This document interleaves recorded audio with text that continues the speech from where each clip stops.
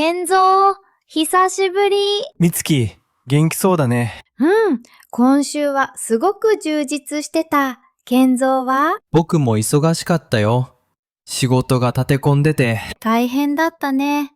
でも、今日は金曜日だし、ゆっくりできるね。そうだね。ところでみつき、昨日は何してた？昨日友達とカフェに行って、それから買い物して。日本語で説明できる？それが難しいんだよね。昨日何したって聞かれること多いよね。めちゃくちゃ多い。日本人の友達と会うと必ず聞かれる。でも、うまく答えられない？単語が出てこなくて、いつも困る。実は今日、その話をしようと思ってたんだ。本当？タイミング良すぎ。昨日のことを自然に話す方法。それ、めっちゃ知りたい。じゃあ、始めようか。お願いします。実は僕、日本に来たばかりの頃、恥ずかしい経験があるんだ。何があったの？会社の先輩に、昨日何してたって聞かれて、昨日私は映画を見ましたって答えたんだ。それ、何か問題あった？先輩の顔がちょっと曇ったんだよね。なんで？文法は合ってるよね。文法は完璧だった。でも、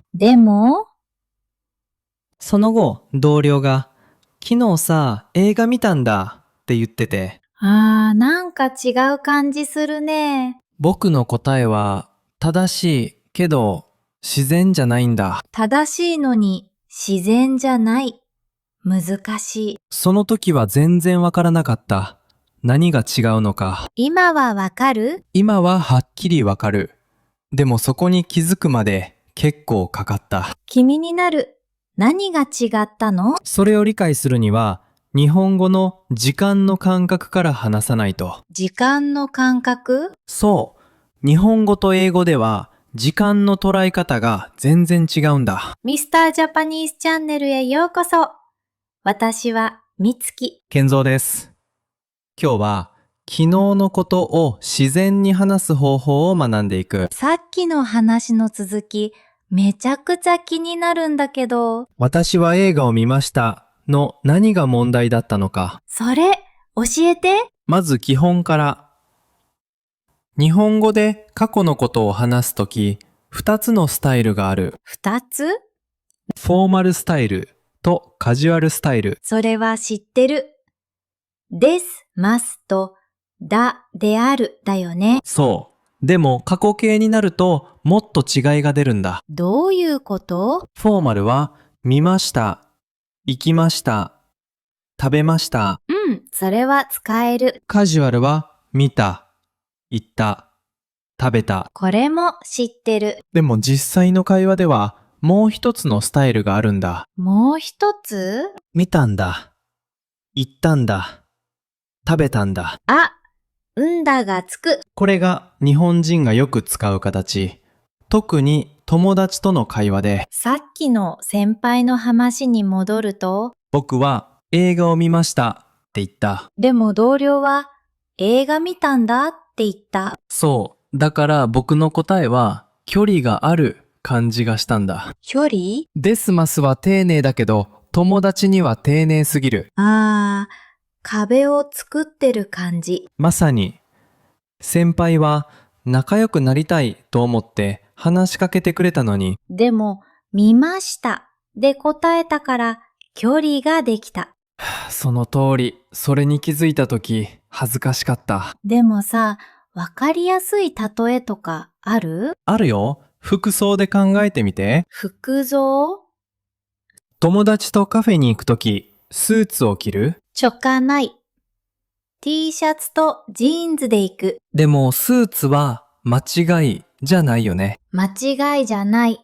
でも、場面に合ってない。言葉も同じなんだ。見ましたは間違いじゃない。でもカフェでスーツを着るようなもの。なるほど。じゃあ、見たんだは？ T シャツとジーンズ。リラックスしてる感じ。わかりやすい。ここで面白い議論があるんだけど、何？外国人はですますを使い続けるべきか。どういうこと？僕はカジュアルに切り替えるべきだと思う。でも、私は逆だと思ほう、理由は？う。外国人が間違えたカジュアル語を使うと失礼になるかも。なるほど。ですますは安全だと。そう。間違えても丁寧なら許される。面白い視点だね。実は両方正しいと思う。両方。段階によって違うんだよ。段階？最初はですますで安全に。君の言う通り。うん。でも相手が何度もノステナドラ。サインなんだ。もっとカジュアルに話していいよっていうサイン。そこで切り替える。そう、タイミングが大事なんだ。なるほど。状況を見て判断する。まさに、これが日本語の面白いところ。じゃあ、もう一つストーリーを話すね。何？私、このんだの使い方で大失敗したことがある。どんな？ホストファミリーのお母さんに、昨日何してたって聞かれて、友達と遊んだんだって答えたんだ。カジュアルに。それで？お母さんの顔がちょっと固まった。何が問題だったかわかる？多分、ホストマザーにはですますを使うべきだった？正解。その時は気づかなくて、いつ気づいたの？3日後、ホストファザーに言われた。お母さんには丁寧に話した方がいいよって。優しく教えてくれたんだね。でもその時めちゃくちゃ恥ずかしかった。この失敗、ちょっと分解してみようか。分解？どこで間違えたのか、一つずつ見ていこう。いいね。やってみる。まず、何をしようとした？自然な日本語を使おうとした。友達みたいに話したかった。それが間違い、ゆえち。そう。相手を選ばずにカジュアル語を使った。間違い第2は？年上かどうかを考えなかった。ホストマザーは私より30歳上。間違い13は？関係性を無視した。まだ2週間しか住んでなかったのに、間違い4は？教科書で学んだことを忘れた。教科書には書いてあったのに。じゃあ根本的な原因は？早く日本人みたいになりたいって焦ってた。沙織。ネイティブみたいに話せば認められるって思ってた。でも逆効果だった。逆効果。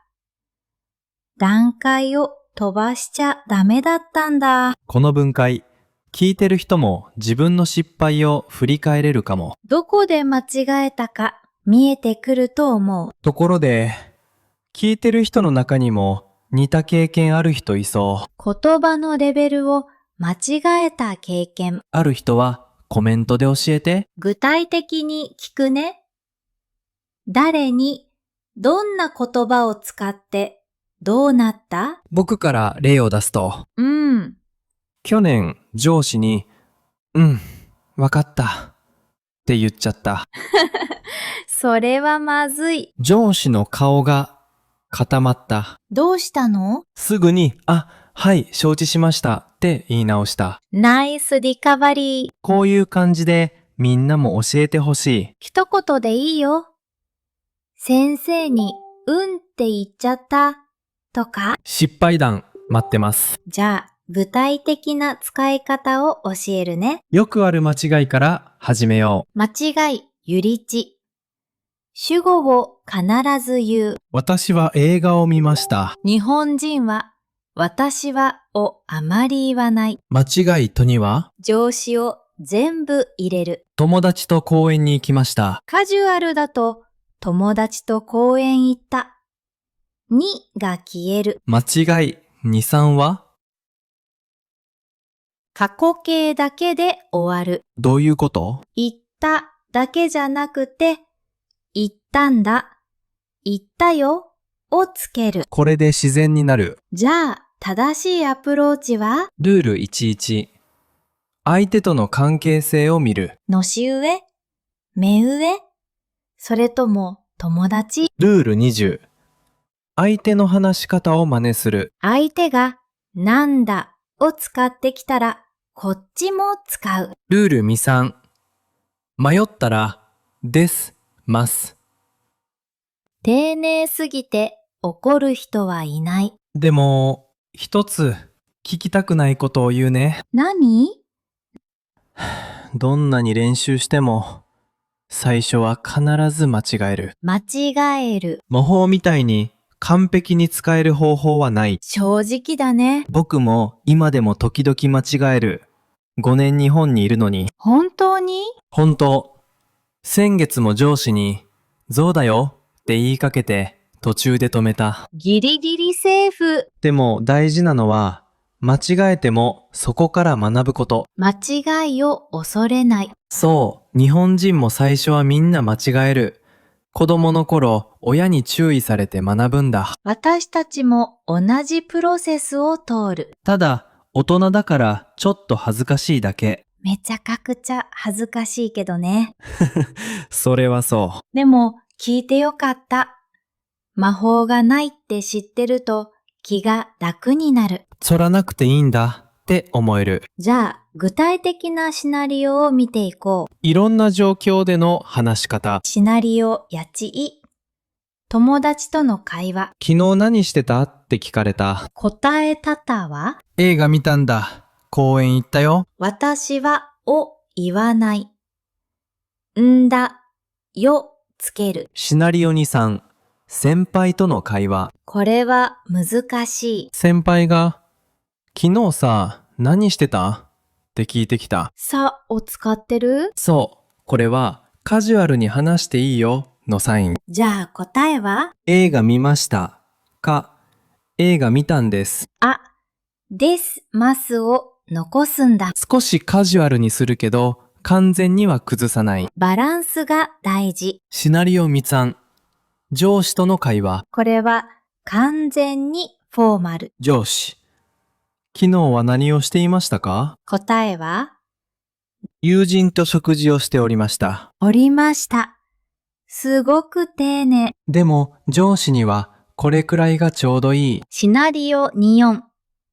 初めて会った人。これが一番迷うかも。相手がどのレベルを期待してるかわからない。昨日は家でゆっくりしていました。安全なですます。で、相手の反応を見る。相手がそうなんだって言ったら、次からはもねすくらいに緩める。段階的に調整していく。これが日本語のコミュニケーションの面白さ。最後のストーリー、話していい？もちろん。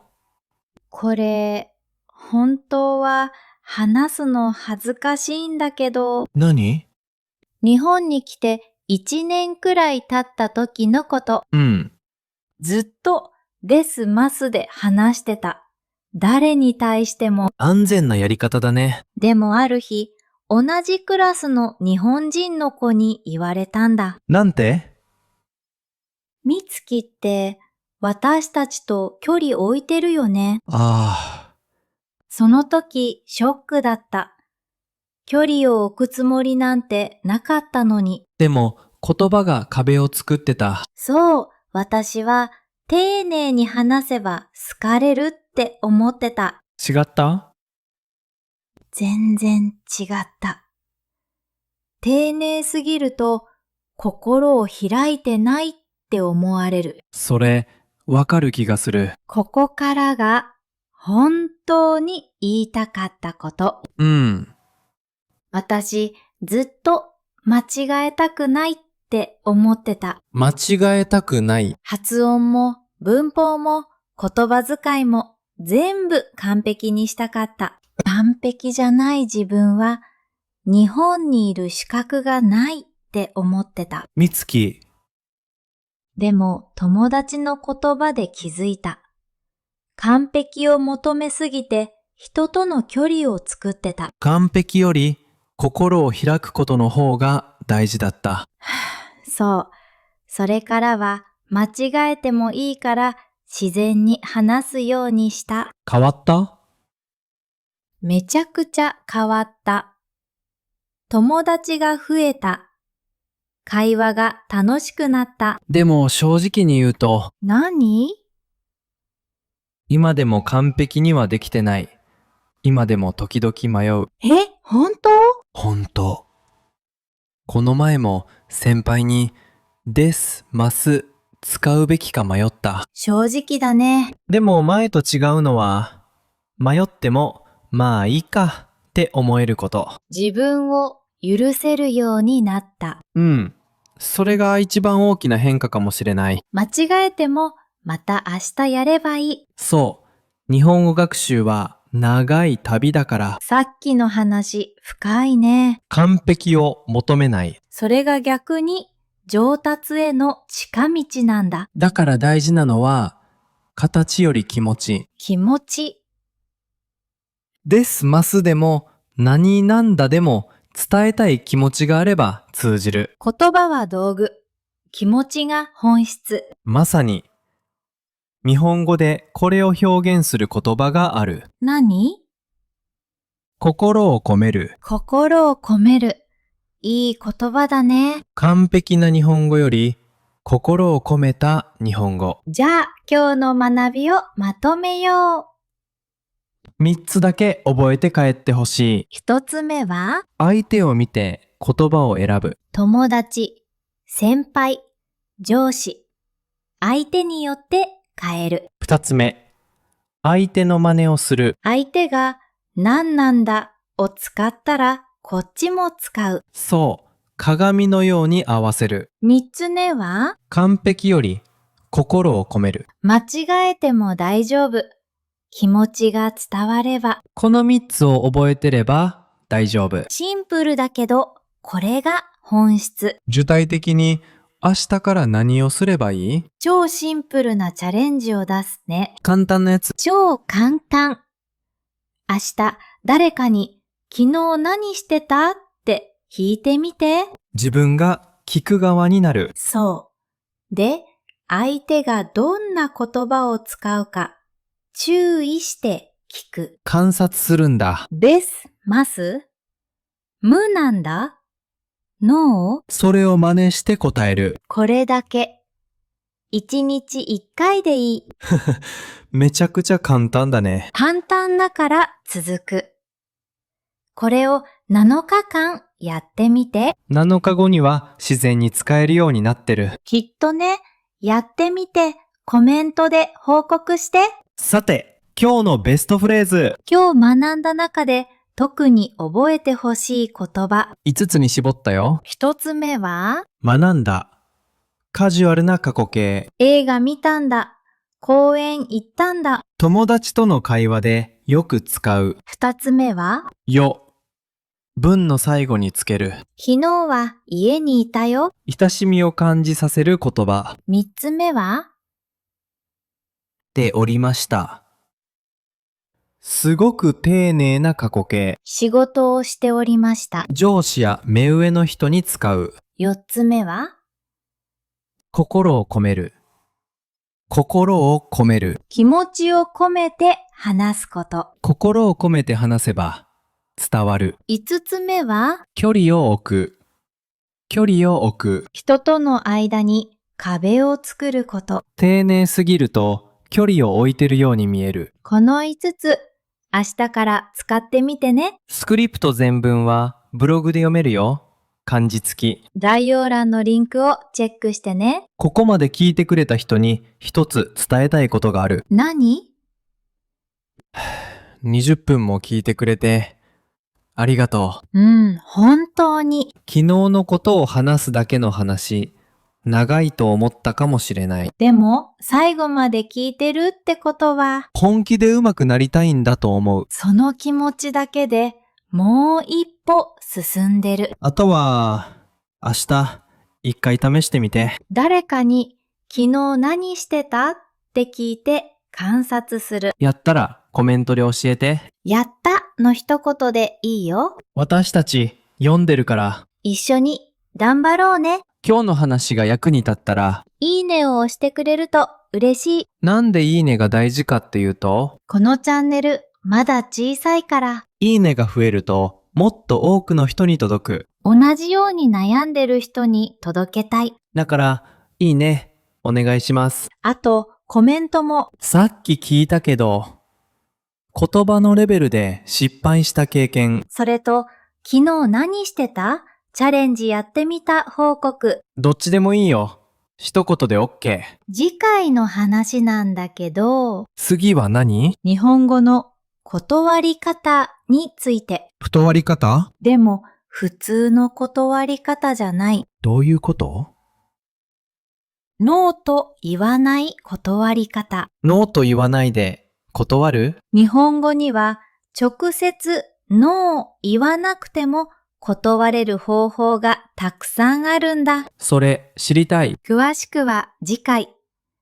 チャンネル登録しておくと通知届くよ。一緒にいてくれてありがとう。今日の話まとめると、言葉を変えると距離が変わる。距離が変わると関係が変わる。関係が変わると日本での生活が変わる。大げさに聞こえるけど、本当だよ。私たちは経験してる。次回まで観察して真似して心を込めて話そう。みんな素敵な一日を。またねー。またね。